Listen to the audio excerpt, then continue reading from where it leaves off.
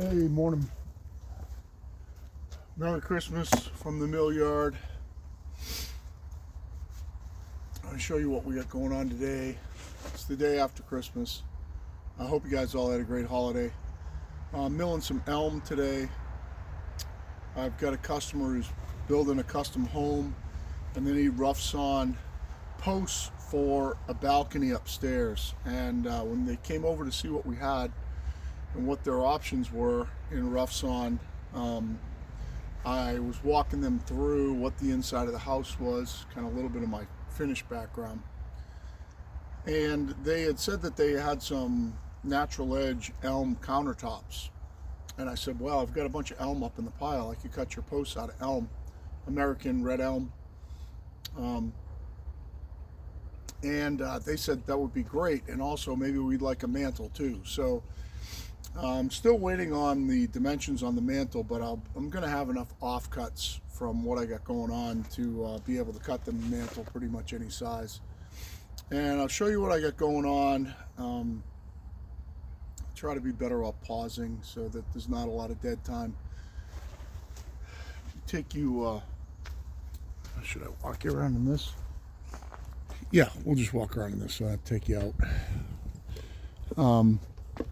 So I've got one elm log here. This is the one I'm going to start with. It's about 22 across the bottom. There's obviously some sweep in it both ways. I'm cutting nominal 6x6s and 4x4s. And they only need the max length is 5 feet. They need 5-footers and 4-footers. So it works out perfect for these small logs, like this one, for instance. Now, somebody might look at that and say, wow, that's awesome. That, that's going to have great figure and blah, blah, blah, blah, blah. But these two sections don't really work together. This is a nice straight grain section right here. It's about 6 feet long. I'm going to buck it off and I will save that chunk over there. Now, it's too wide for the mill to slab, so I'd have to do it with chainsaws, which is no big deal. And whether I'll ever do it or not, or whether I'll just end up cutting all that into firewood is yet to be seen. But then we get similar situations here. So this is a good sized limb. And it's going to get cut off over here. I'll true up the end, cut it off over here. I'm going to leave it a little bit over length. And I should get most of the order out of this log. And then we get the same thing here. So this is around 20 inches across on the end. It's around 20 inches across on the end. I'll true up the end, measure it out, cut it off at like 6 feet, and buck that section, which is too wide to go through the mill. I suppose, I could just trim one side and set it, with that leader up and trim that off, but this is going to be no good for their 4x4s and 6x6s. So this section is going to be really good for it. So that's beautiful, straight grain. It's perfect. Same with this one here. Beautiful, straight grain, perfect. This one's got a little bit of twist in the log. So if you see right there, you see that twist in the grain right there. That concerns me a little bit about having the post bend in the drying process. So this log I don't believe is ideal. I think it's okay. I think I could definitely get the material out of it, but I think just based on what I'm seeing that those might have a tendency to go ahead and bend when they dry. So these are really the better two. I do have, so what are my other options other than going to a different species, which isn't an option because I have plenty of elm. My other option is that small log on the top right there where you see the orange paint. That one's fairly straight. It's a little bit knobby towards the end. I don't know that I would trust it to stay perfectly straight. And then underneath it, there's an elm that's it's like 72 inches across on this side and over 60 on the other side. That's going to be, I could do the whole order out of that and break it down with a chainsaw mill into blocks and then mill the blocks out of the chainsaw mill. I don't want to have to do that. So what we're going to try to do is we're going to try and take it out of this stuff first. I think just as I'm looking at this here, I think I'm going to try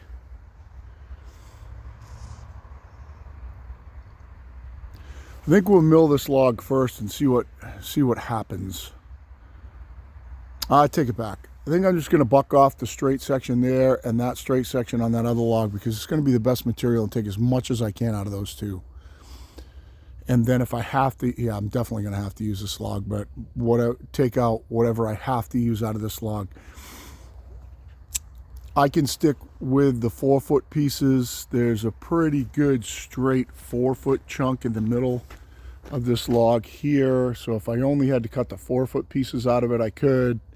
It's that twist in the log that I'm really kind of worried about. And you don't want to mess with that crotch section at all. You know, you really want to take that off, because that's going to make them go haywire.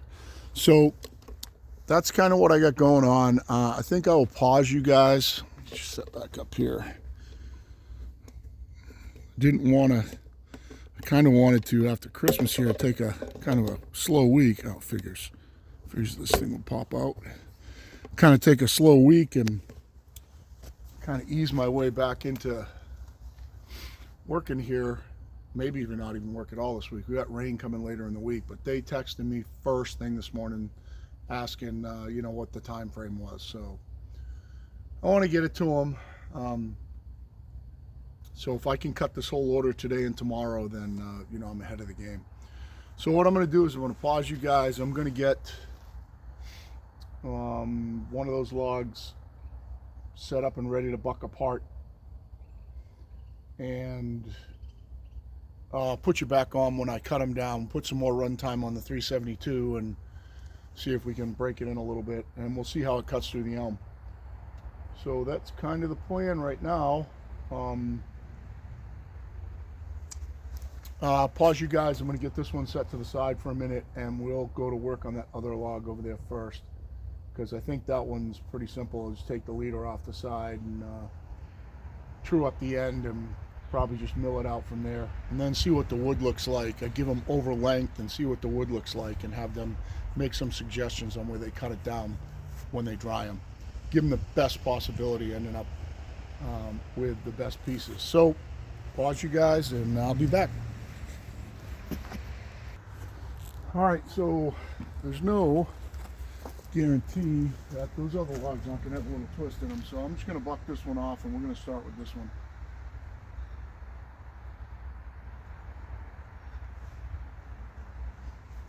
I'm going to square up the end. I'm going to take it out like 8 feet, cut it off, and then we'll stuff it up on the mill.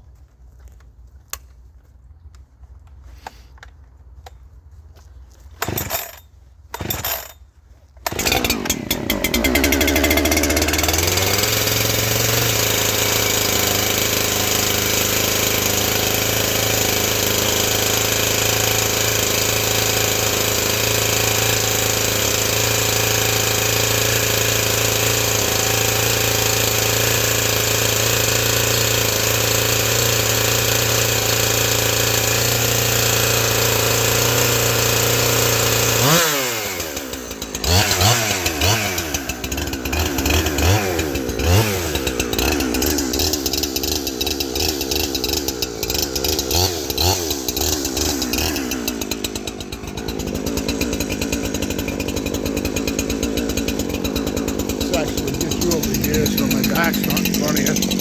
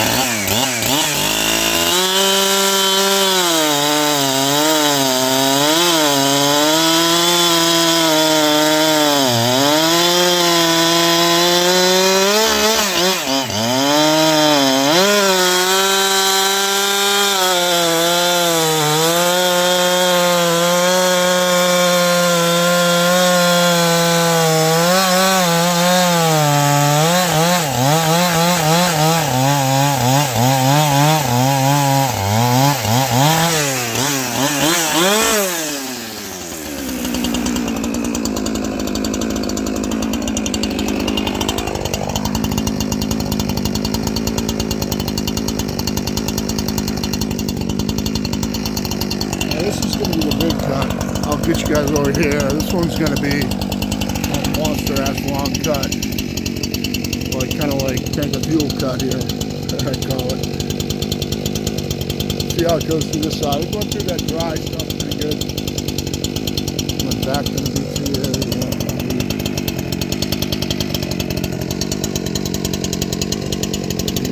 here. Hopefully it doesn't become too unstable when I cut it.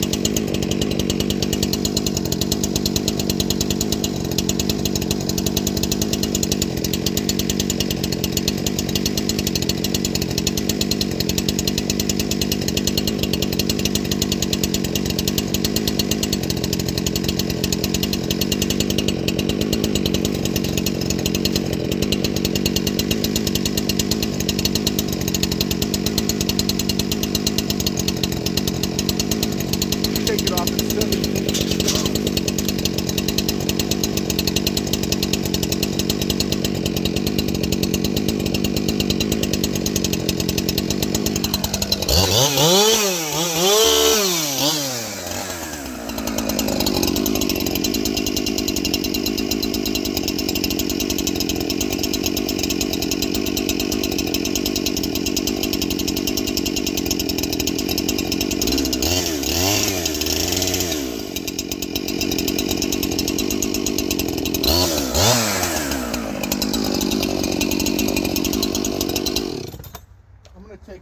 I'm going to change my, see what you guys can see.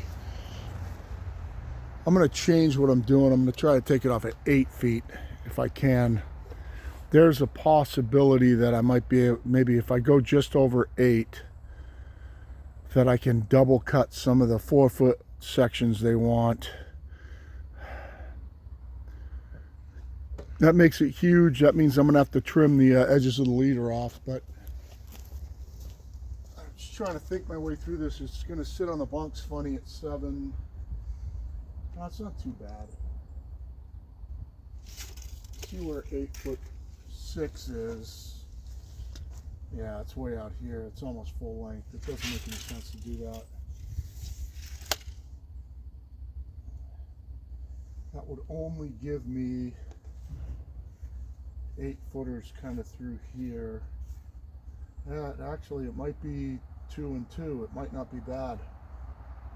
The thing is, it's going to have to be trimmed this way.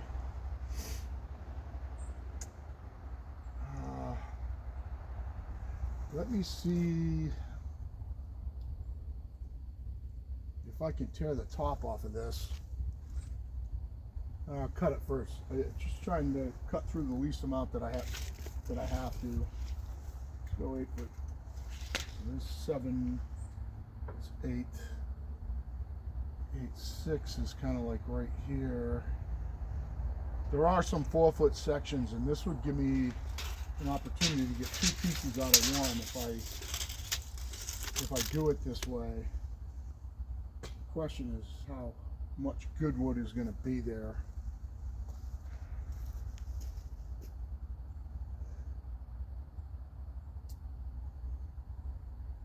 All right, so I'm going to take it off right there, and then we'll trim off the top, and we'll see if I can roll it with a PV and trim the side.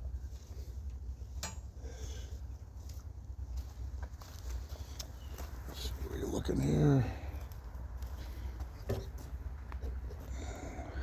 It's going to be a pretty big cut.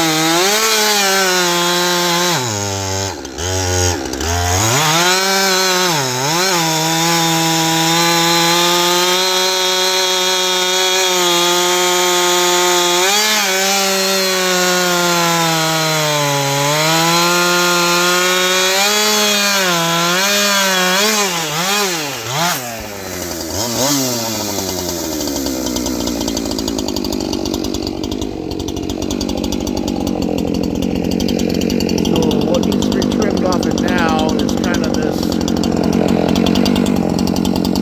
I'm feathering the throttle through that cut just to give myself, just to let the saw kind of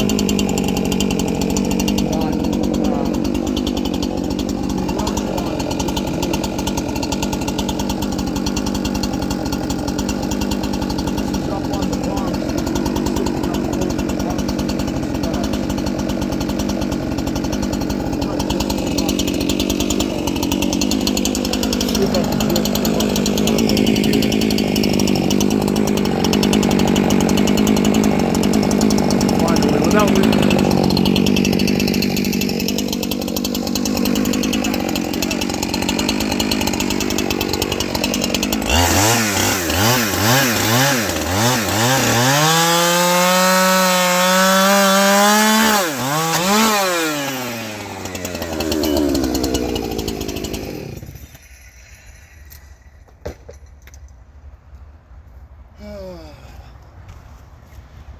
Yep, busted the chain.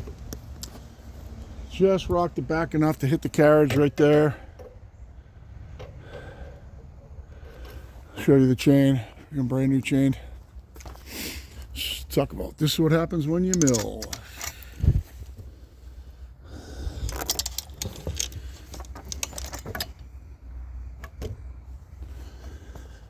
So this will actually make a good video by itself. I'm gonna end up throwing it up on the mill. Gotta go grab another saw. Rather than swapping out, I might have a chain right up top that I can just grab for it really quick. But I'll end up doing a part 2 now. It just pisses me off. That was dumb. I knew it was in a bad spot to do that. I shouldn't have tried it there. So you can see what I was doing. I was just trying to trim off that little top leader right there, and I knew it was in a bad spot. It's not going to be much better up there. You know, I'm trying just not to set the thing down in the dirt somewhere. I guess I could have come around and set it across those right there. Probably would have been the best thing to do, and then go around and cut it on the wood. That was a live and learn. So we'll have to put that chain back together later. I'll make a video of that. We'll measure that one out, and we'll put another tie strap in it, and hopefully the drive link's still good, and we can just put another tie strap in it. Oh, it broke the cutter too. It broke on, well, I don't know. We'll have to take a look. Hopefully just a rivet broke. Let's pull it out while we're here, just because this is going to end up being a short video now. Let's just yank the chain out of here and see what happened. So see what we have to do. So it just broke the rivet. This chain's going to have to be ground. Let's see if I get you maybe it's going to need another cutter too. This one probably is bent because it's stuffed over the side. If you can see that, this chain could be bent too. That cutter's definitely roached.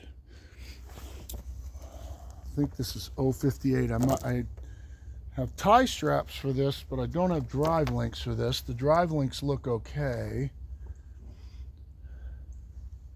I could just remove this tooth altogether and just put a tie strap in it, and it would be good, I think. Get you, hopefully you can see what I'm doing. Yeah. So this is going to go back together right here. If I just put a new tie strap in it and remove that link anyway, that tooth's pretty roached. Remove this. I can repair this. How bad's the other teeth? It got this one pretty good.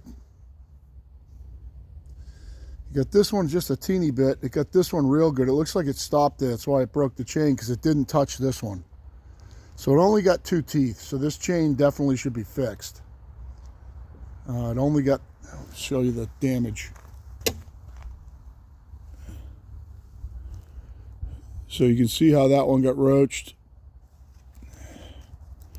You can see how that one's pretty roached. This one's pretty new. This one's new. So that's why it broke the chain, because this tooth grabbed and stopped it right there. It only hit this one and this one. Now when you go past that, you can see there's no damage and no damage. So this one's definitely a put back together.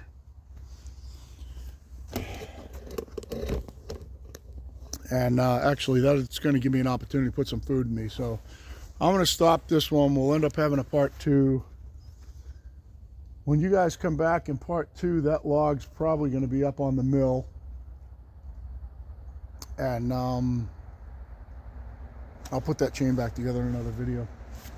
Pretty simple. You just throw a tie strap in it, paint it over with a ball peen hammer, and Bob's your uncle. So I've got other videos on that. If you want to look back on putting chains together by hand, they're all in there.